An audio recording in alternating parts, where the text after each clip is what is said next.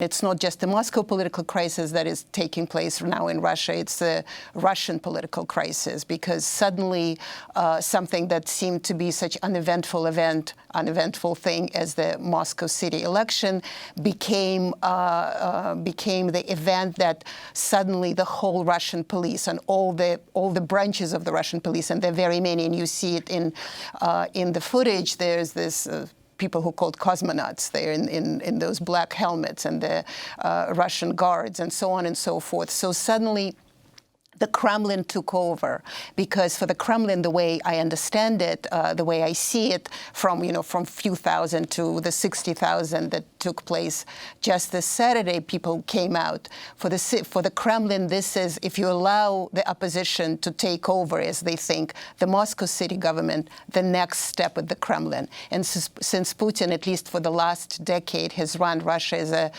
besieged fortress, and it's not just against the West, besieged fortress, but also from people that question his regime, then becomes a very scary proposition. So suddenly, from a very small event of local elections, it became an anti-Putin demonstration, or at least the way they're framed. And so, of course, no surprise, police got in, and now it's the power ministries that are basically running the show and saying, all these democracy games, they're ridiculous, look what happens. And they're looking at Hong Kong, because we have 60,000, and Hong Kong had 200,000, many more than 200,000. So they're looking at Hong Kong, and I think they really decided that nobody is going to pass through this, and they're going to stand firm, and all these democratic games essentially over, as I'm sure they feel.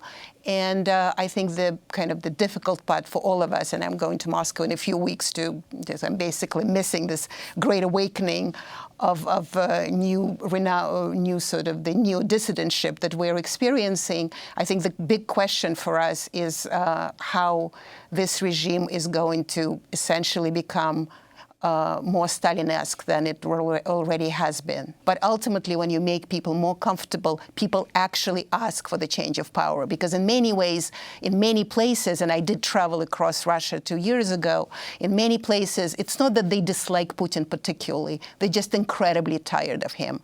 And after 20 years, that something happened to Brezhnev, something happened to Stalin to the lesser degree. And I think in this sense, that Kremlin power has exhausted its potential. And who are the leaders of this movement? And I think that's the remarkable part, is that it doesn't have the leaders. I mean, it's Alexei Navalny, the anti-corruption lawyer, who has been leading Russian opposition for many years now.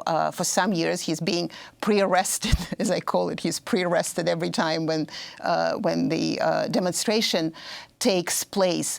But I think what's important now, and that reminds me of 1991 more than of anything, when the Soviets went to the street and said, we don't want to be controlled by the Soviet Kremlin, by the hardline Kremlin anymore.